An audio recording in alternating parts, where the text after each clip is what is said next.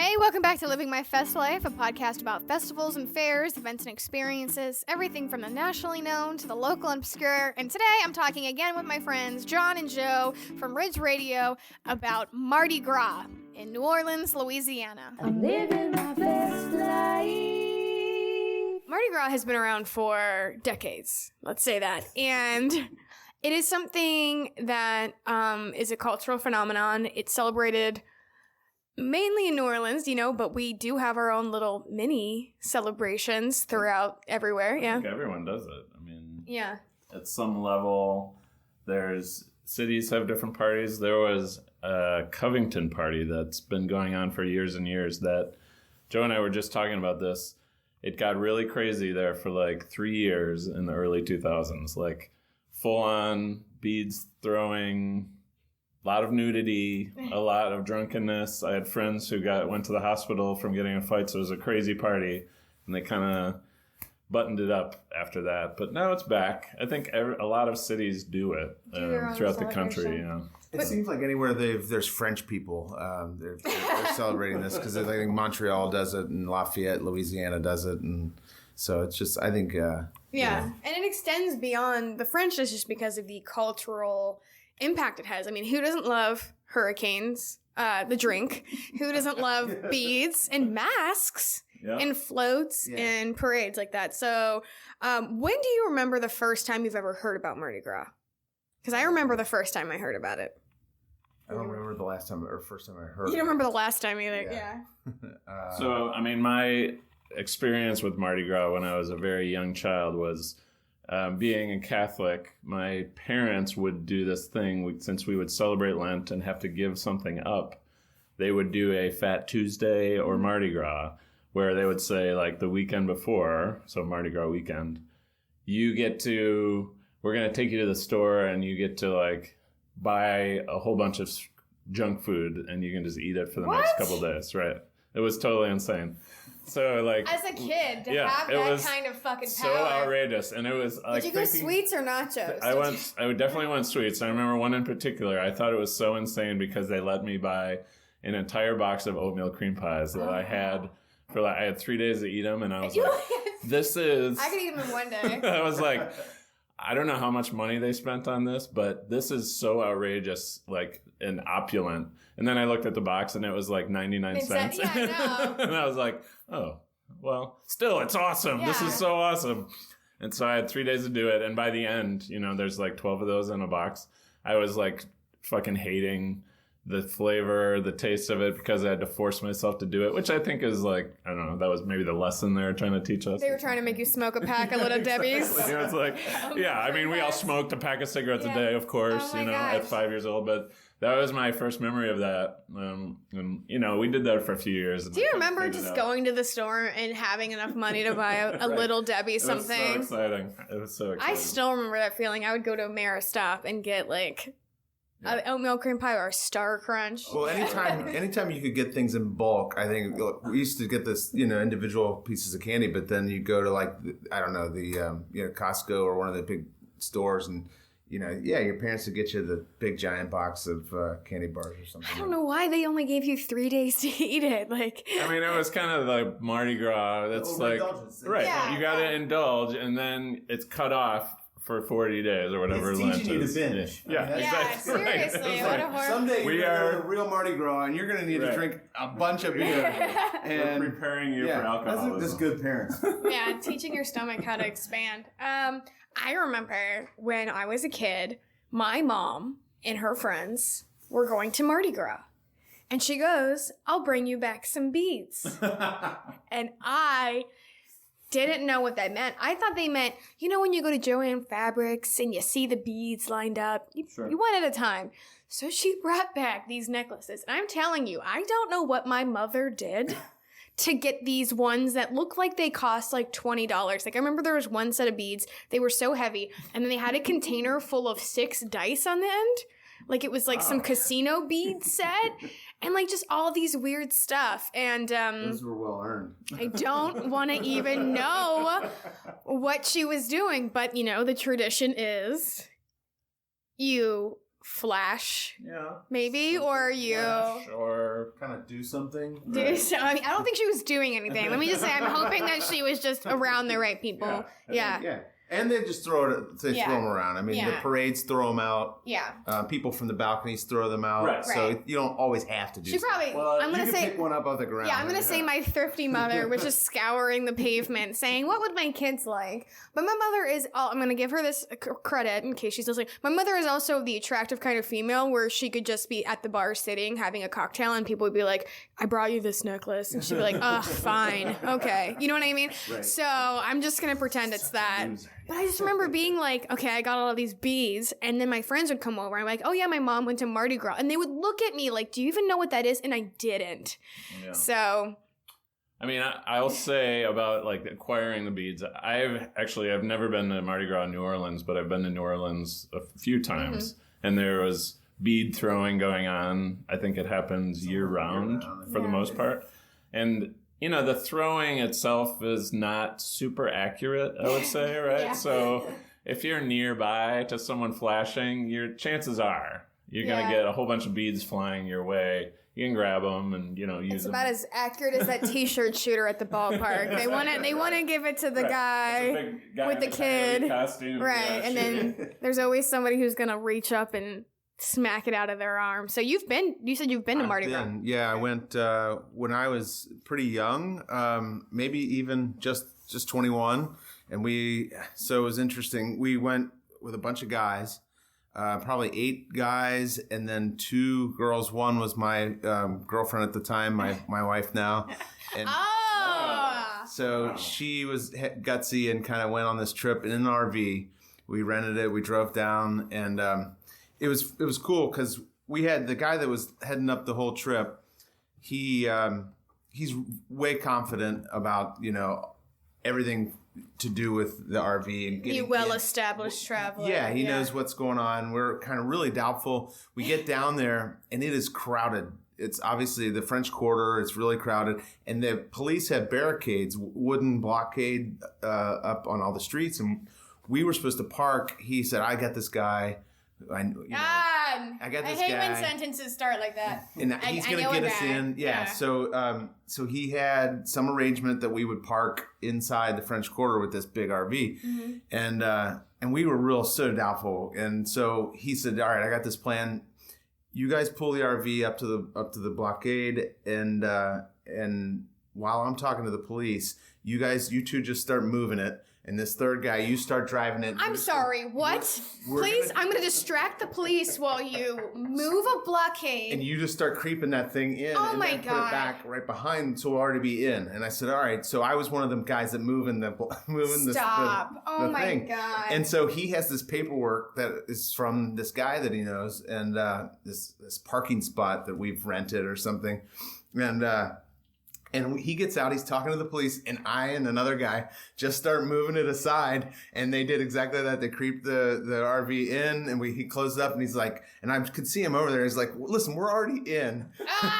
Just, here's where we're going. They said, all right, fine. And so they let us go, and then there's no other traffic, that there's people walking everywhere, and we're honking the horn of the RV, and people are getting out of the way, and they were like, thought we were somebody famous. It was really cool. It was a lot of fun.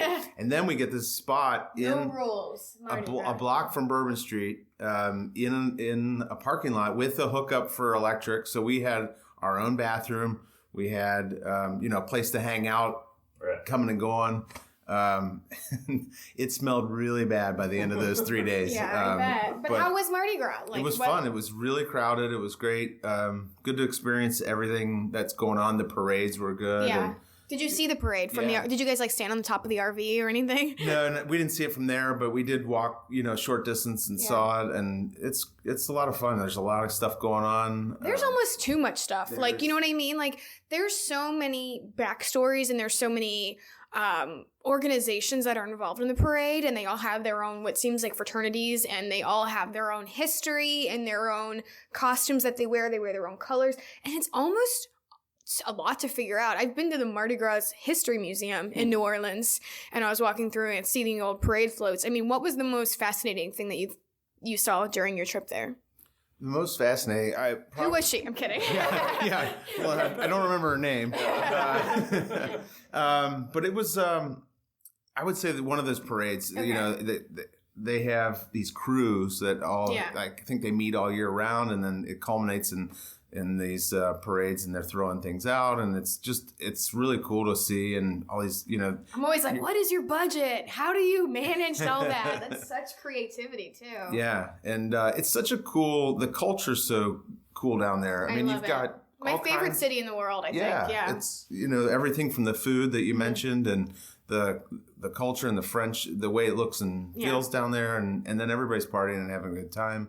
I mean, the French Corridor is like one of the most beautiful places. And I remember I was flying to New Orleans. I think it was the weekend of Mardi Gras, because we have friends that live down there. And we were flying on an airline. Let's just call it Schmalegiant. And halfway through, first of all, everybody was getting drunk as hell. And the people were being so annoying because they were so hyped to get to Mardi Gras. They turned the plane around halfway through because something on the plane broke. And they landed the plane back here, and they said, listen, we're going to fix it. Everybody just come back tomorrow. And everybody's like, what? What time? He's like, I don't know. When everybody gets here, we'll just take off. And everybody's like, I rented a $900 balcony room for Mardi Gras. Right. They said, like, if I rented a car and drove down there tonight, could I have the return flight? And they were like, no. They were being so crazy. And they're like, this is just the hand that you're dealt. But when I heard $900, I'm like, you know what? They could probably charge whatever they want for those rooms, because it is such a, like, epitome of, like, high status. Like, you want the balcony. Yeah. Yeah. You're just shaking your head. No, yes.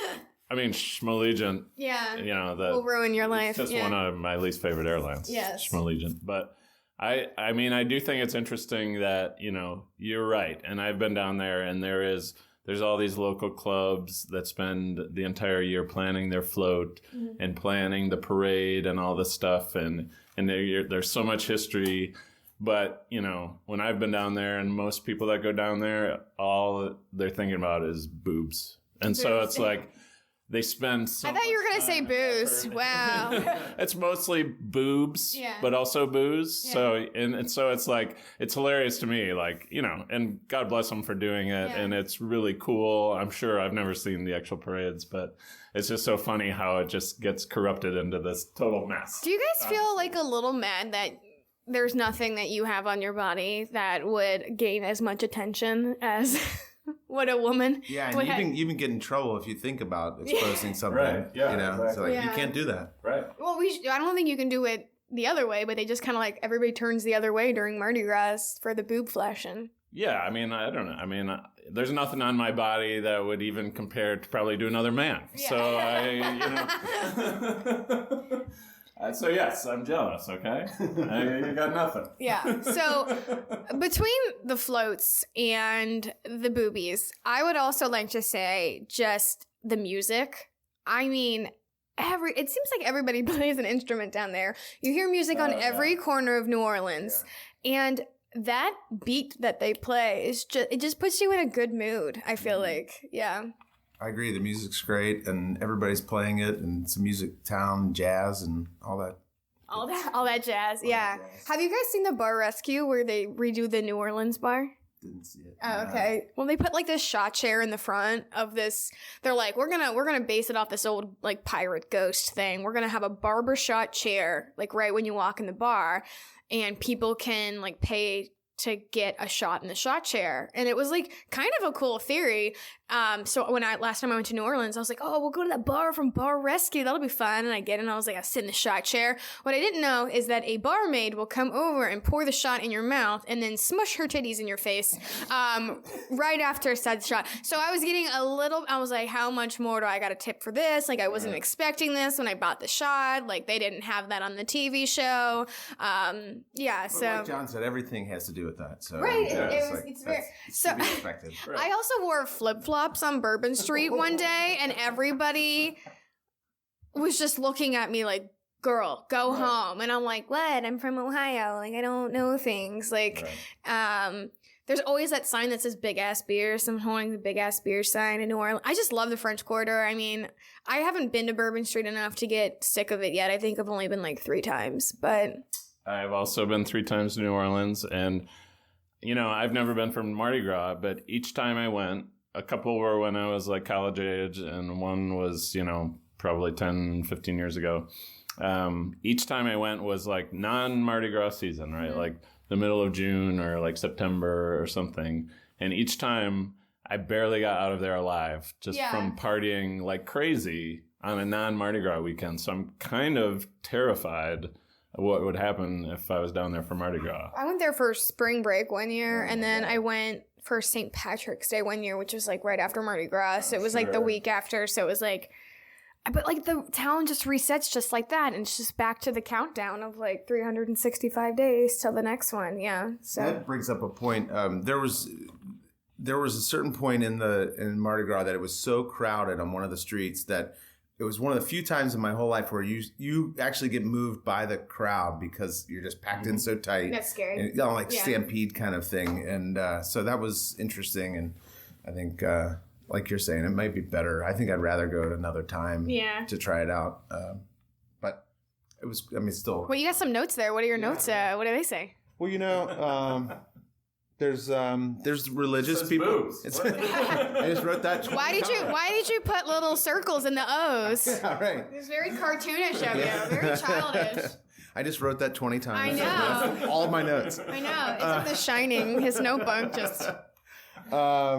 There's religious people down there that are wearing like big signs telling you that you're going to go to hell and everything. So that's kind of yes. So, they frequent all the fun places. I feel like Yeah, I think. Do they get hassled a lot? Do you think? Or do people just like, hey? I wasn't gonna mess with them, but no, I just think it's kind of annoying. And I did stand-up comedy across from them because they came to Taste of Cincinnati, and they did comedy one night. They had like a stage out there, and like we were They're against eating food too. No, yeah, they just homosexuality is a sin. And it's like it's just donuts or whatever. But like, so they were across from the stage, and I started heckling them, which.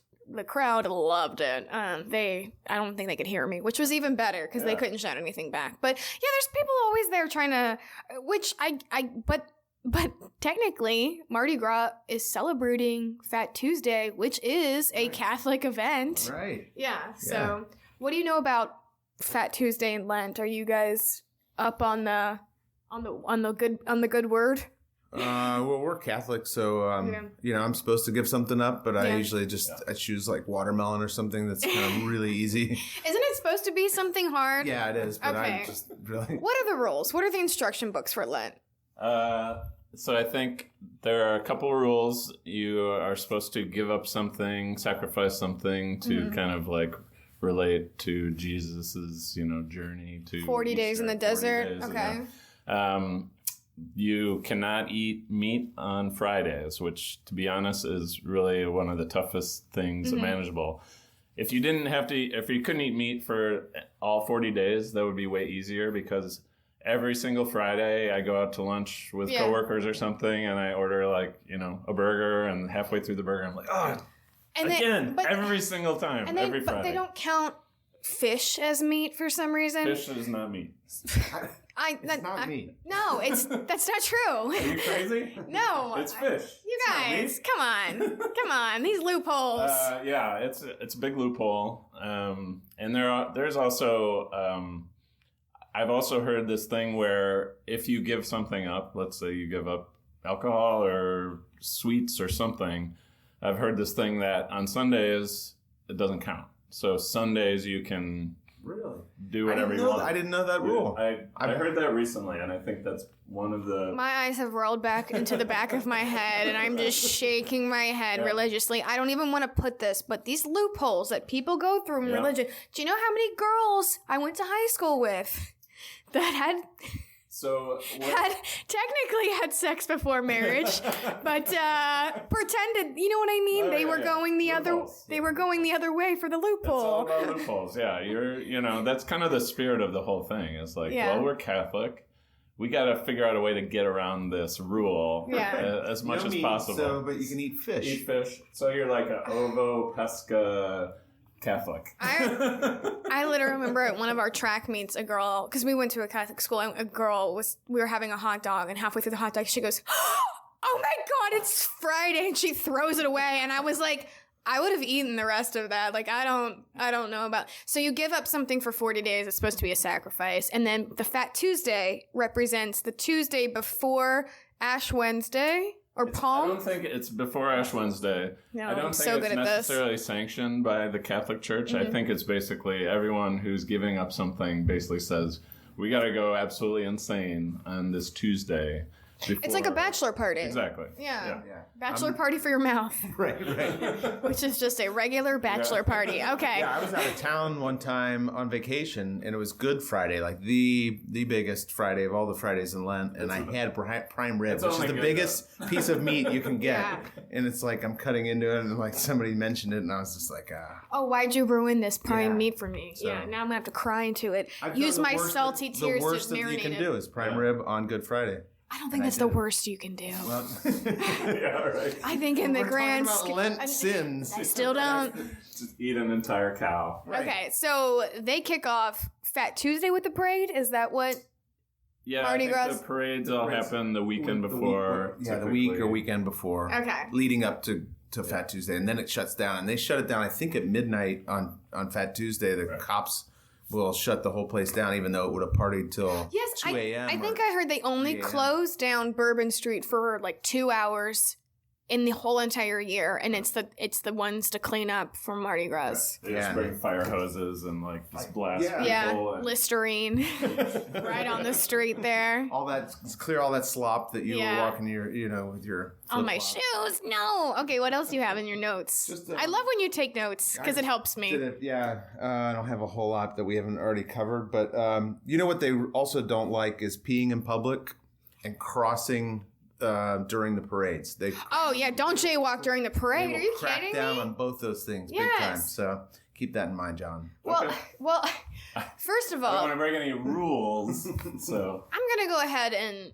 the peeing in public thing. It's already not fair because you guys can do it whenever you want, Sure. basically, and just Right. like very discreetly. Like for a girl to pee in public, it has to be like an ordeal. Like somebody has to block Like you, form a wall. wall. We did that for my wife. Yes, while we were exactly. down there. You- We you almost formed- it was crowded, so everybody circled around, backs turned, and we didn't see. How hard was it to get a drink at the bar or use the It was hard. bathroom? It was hard to do all that. Now we were lucky because we had the Oh, you RV, had your own bathroom. so that was kind of good. Negotiating for beads, we were like, "Hey, we've got our own private bathroom Yeah, and other stuff." and other stuff. Yeah. So you negotiated beads Yeah. that have no true value Then we had for the all these sanctity of your authentic plumbing. beads like you got from Yes, your mom, my and we mom's lost beads. them in the fire of our shop a year ago. No. And so just today, Sarah went to the store and look at these crappy beads that we have. Aw. I'm like, man, this is the worst. And then they got these babies. Okay, let's talk about king cakes. yeah. Why? So I understand. I'm not trying to disrespect Nolan's culture, but the king cake and the baby hidden in it. I remember the first time someone said, "Oh, it's a king cake," and I was like, "I don't like it." And they're like, "Well, did you get a piece of the baby in it?" And I was like, "Excuse me, you chopped up a baby and put it in this cake." Until you actually know what people are talking about, if they say things to you when you don't know, it's just the most crazy. Yeah, did you eat this a look. piece of the baby? He looks like an Ally McBeal little baby coming, little fat baby. So what is the king cake and what does the baby symbolize? King cake's it's a ring shaped dessert, like a cinnamon roll, basically. Yeah, and it's got a red, green, and purple, which is like the traditional Mardi Gras colors, usually in it. But inside of it, I guess one of these plastic babies is baked into it. Which I wonder if they give you a choking warning, like at the Kroger They bakery. should. They should. Yeah. But And what does it mean when you get the baby in your slice? Good luck. Or good luck, or you're gonna have a baby, Yeah. or you're Yeah. gonna get married next. I don't right, know. something along those lines. But Gwyneth Paltrow needs to sell like non-toxic babies for king cakes on Goop. What? Ooh, these ones are making a nasty thing. Maybe they would smell like babies. Yeah, You know? scratch and sniff, king cake So babies. yeah, Sarah was making king cakes today at the coffee shop here, Oh. and so she took a picture and put this on or sent it to a friend, and they were like, "Well, either that's a right to life thing, or you're making king cakes." Yes. Because there's about 12 little babies, really small. All right, let me see if I can get through some history here. All right. It's not going to be easy for me because there's a lot of French words, and the French like to trick people with their pronunciation, and then you sound like an idiot that's unsophisticated, because French is a beautiful language. Well, John did so well in a previous episode with the Pepe Le Pew impression that he could handle any of the. I'll do my best. Yeah. Okay. Can you tell me? In plain words, I read you from the Wikipedia. So what is the tradition? How did Mardi Gras start?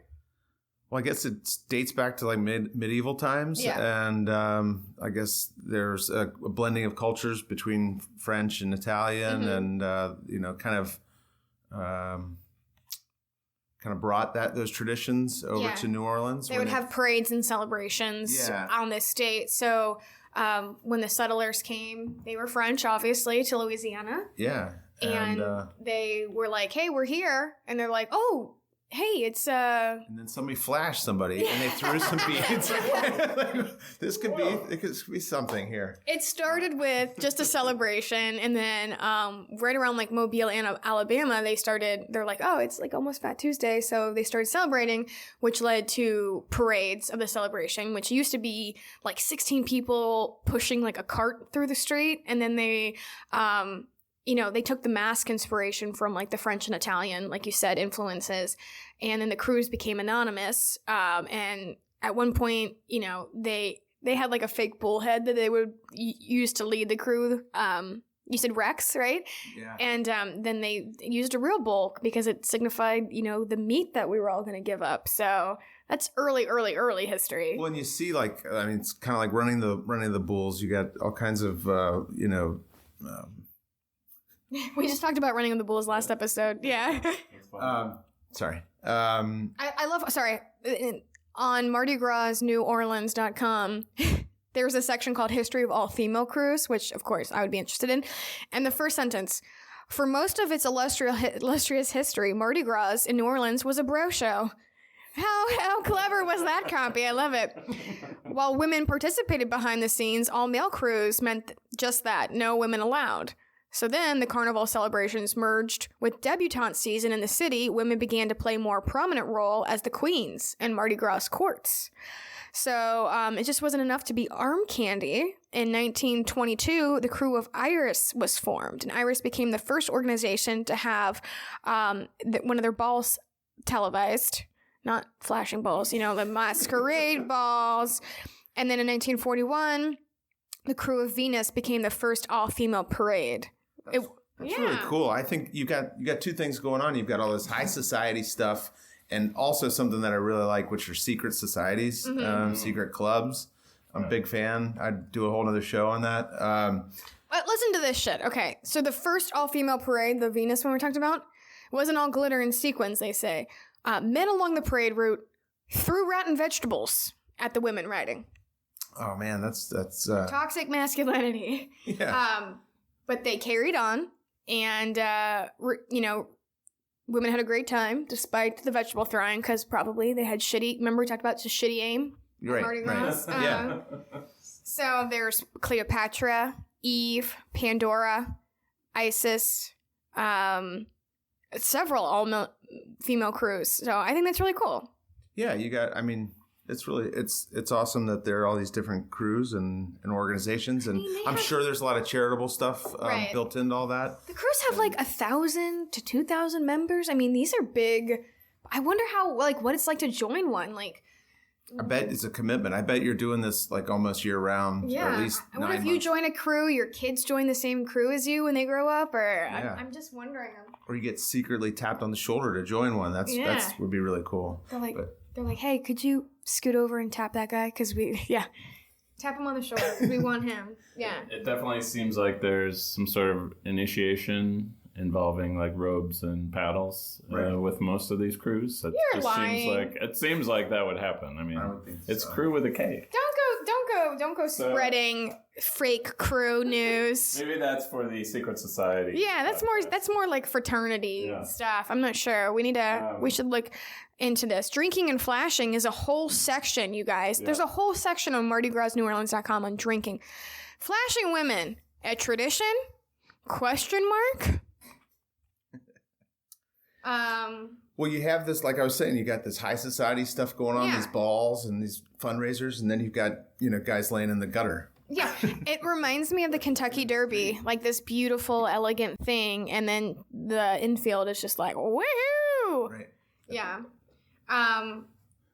What do you guys think about the balls traditionally? Like, would that be something you'd be interested in if you went down there? Would you try and figure out who the king and queen of each crew is? And, they hold these balls, women dress in ball gowns, and hope to be issued a call-out card.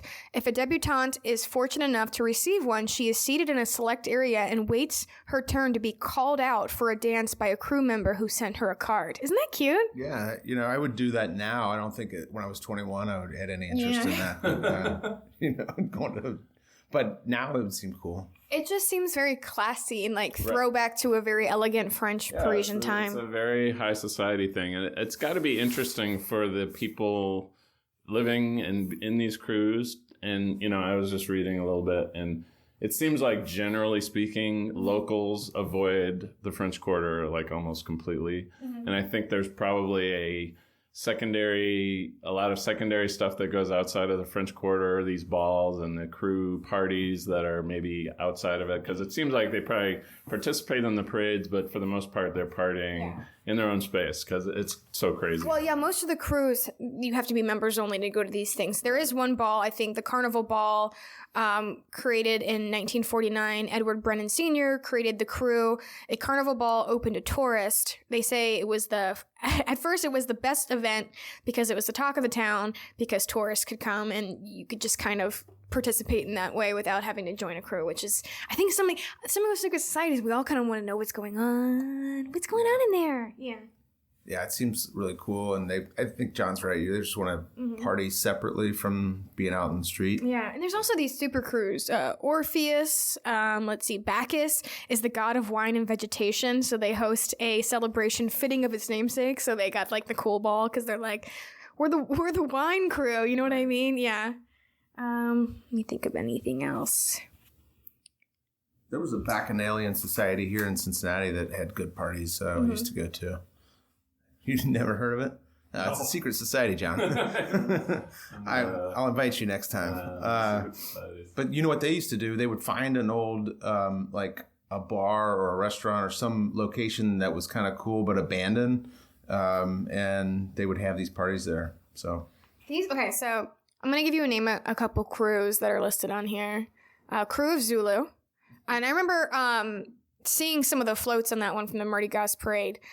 Bacchus is one of the ones we talked about. Tit Rex, Fools of Misrule, Funky Uptown Crew, Knights of Chaos, spelled with a K. Oh, that's cool. Knights, Knights of Nemesis, Knights of Sparta, Crew Boheme, Crew de Paws of the Old Town, and they have a dog as their mascot. So, there's just so many. The names are cool. Participating's cool. I think they spell everything with a K. It's unbelievable. Like this one, Crew of Argus, was founded in 1972, includes 450 male, female, and child riders. Over 1 million revelers look for friendly-oriented parade flocks. Go to this one, because they have kids in there. Isn't that cute? So they each have their own thing. And then they actually show you on the website the parade route for these different crews and where they set up and where they go and where they turn, so you can follow along to make sure you see them in their parade route. I think that's really cool. When I was down there, I saw Bacchus and Orpheus. Those are the two parades that I saw. They were cool. Yeah, so this one with the dog, the Argus, wowed the crowd with special floats like George Rodriguez Blue Dog, and they threw out blue stuffed dogs. So it's not always beads that people throw out. They have something on the theme with what, and I bet they try to top and one up each other with the crews. Yeah. Yeah. Let's see. Empress is included. Ooh, Barbara Eden, Phyllis Diller, and Shirley Jones. I mean, come on. That's the queen, Barbara Eden. That's pretty solid. I Dream of Jeannie herself, Phyllis Diller up there.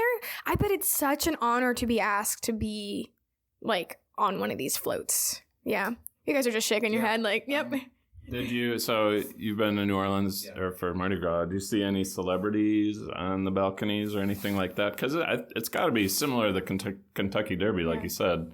Big celebrity hangout, they fly in. See Justin Timberlake holding somebody's hand that he shouldn't be. I don't remember much, but I don't remember seeing any. You're like, everybody here looks like Neil Diamond. They all have masks on, and they're all throwing. Oh, so they do wear their masks through the streets. Yeah, people are wearing masks, especially because they're up in the rooms above in the balconies. They've got their own private parties going. That's the way to go, I think. You know, get your own private room and then kind of just watch all the chaos from above.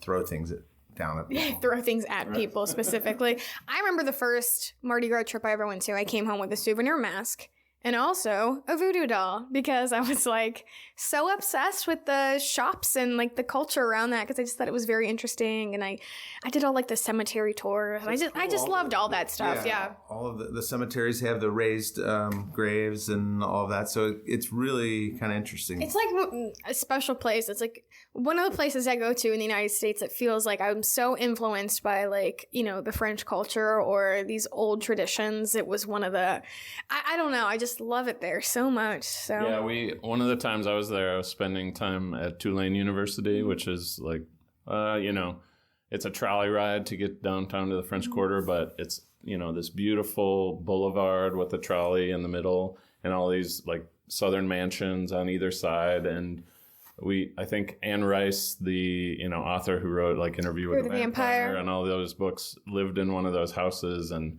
a lot of that, you know, southern vampire stuff was based on the New Orleans culture.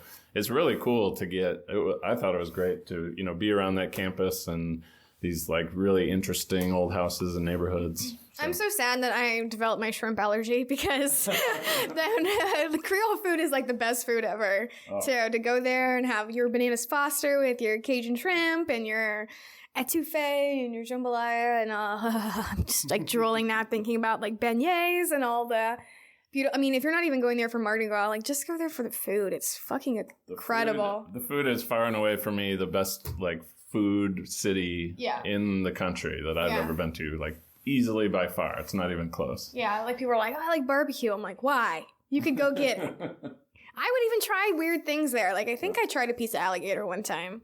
Yeah, all that was really... You're like, yeah, I like alligator. Yeah, I had a snake. I had to bite into it raw. It was real weird. All right, well, final words on Mardi Gras. Let's see.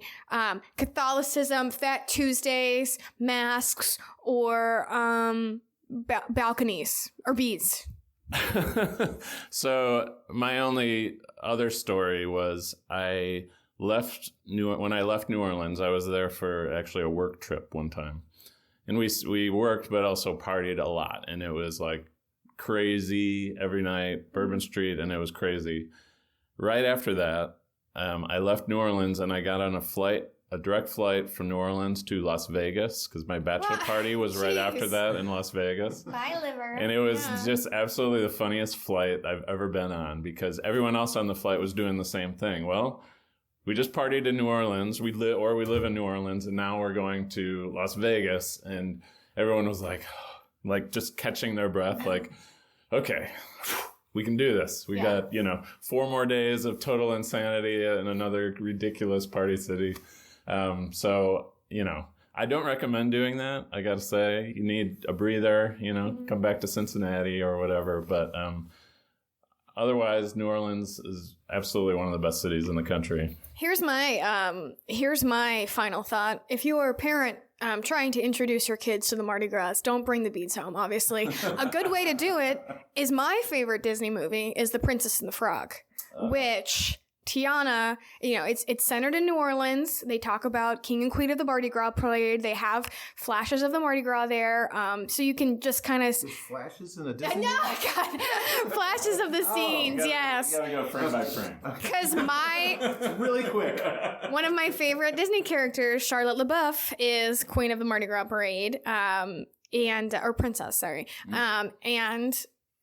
yeah, I don't want to spoiler alert my favorite Disney movie, but I'm just saying, like, that might be a good intro. You've never seen it? Oh my God! There's a voodoo prince, and there's an alligator, and there's a lightning bug. Raymond, yeah. That's good. Oh gosh, Right. it's I'll the watch best. it, I'll watch Yeah, it. worth it. The best. If anything you've learned from this podcast after 30 some episodes is to watch Princess and the Frog. Okay, final thoughts on Mardi Gras. If you want to experience it for yourself, just drink until you're almost passed out and just lay down in the street, like just Yeah. right in the gutter, and you'll pretty much get the same. Get the same effect and wake up with a couple necklaces on you. Yep. Sounds good. Yeah. No, it was a good comeback. So my mom, I remember she had these glasses that I got from Spencer's, right? They were round glasses, and in there they had holographic eyes. So it looked like your eyeballs, but you couldn't see on the outside. Just a really like pair of weird trick glasses, like a kid would like. So she was like, "Can I borrow those?" Because I guess she didn't want a mask. She's like, "I want these weird eyeball glasses, so if people come up and talk to me, they won't." But my mom said that she came home and she's like, "I'm sorry, I don't have your glasses." I was like, "What?" And she's like, "My purse was stolen." So I guess she sat down at a bar and put the purse on the back of the handle of and the purse was gone. Like, you dumbass. You're in a crowded... Sorry, Mom. I love you so much. You're in a crowded city of all these people, and you don't think someone's going to pickpocket, like, your purse, or especially if you leave it on the back of a chair. Yeah. So did you have any warnings about their like safety with the crowds? Or? Just the crowd itself and how many people are there, and you would never notice because you're getting bumped into all the time. I would say, I bet that happens quite a bit. Yeah, be a little suspicious there. Yeah. And you had something else you were saying, I forget.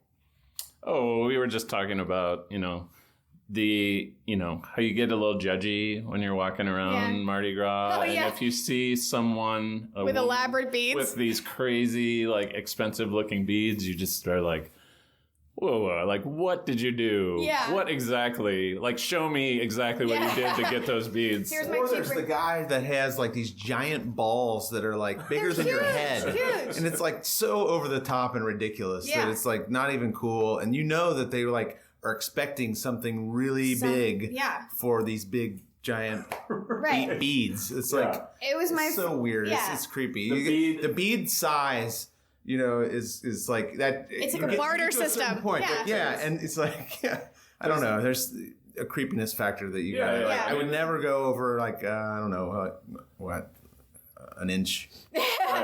I just feel like there's some of them, the big ones are so expensive that like to give it to somebody, they have to be like a very impressive, like you do a handstand or like... surgeon. Yeah, or the yeah. big ones are very expensive. Oh, you're talking beads. Sorry. I got distracted.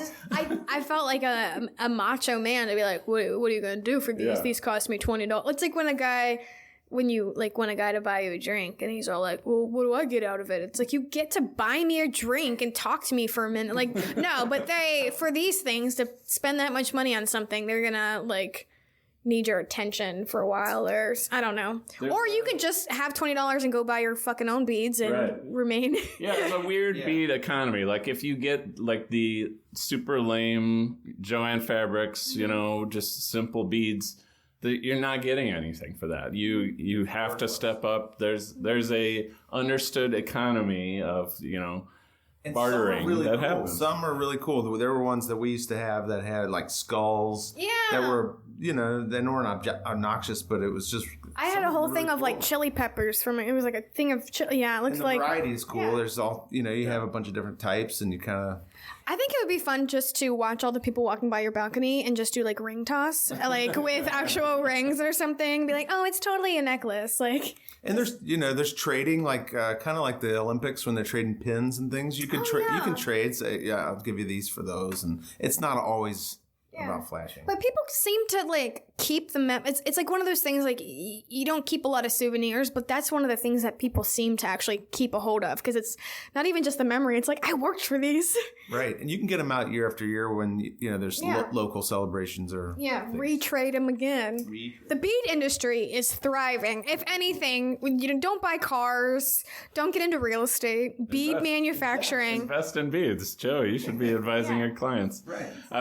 The other funny thing I was going to mention that I remember about being down there is there's a real like kind of like hype driven thing that happens if there's like a woman up on a balcony who's flirting with some guys on the street, and like the crowd of horny 20-year-old guys, since I was there, Will pressure will her. just like gather around us, like waiting, like, okay, something's gonna happen, there's some flashing gonna happen. it's really funny to kind of watch that happen. If something might happen, the crowd of guys just like gathers around, and then you're just sitting there, and there's like, oh, okay, nothing just happened. I'm sure now everybody's got their phones out too. Which is terrible. Yeah. But like, I wonder how good Mardi Gras was like before the internet, where you could just see boobs on the regular, versus like now, where people are like, that don't impress me much. Come on. I'm living my best life. Special thanks to John and Joe for being my guest on the podcast. If you want to learn more about Mardi Gras, just Google it, you guys. All the information on how to experience it in the French Quarter, more about the parade routes. There is Mardi Gras websites. And yeah, just go and have a good time. If you go, send me some pictures. Hit me up on Instagram. festlifepodcast@gmail.com. If you need anything from us, I don't know. Do you need directions to something? What would you need? Do you need a hug?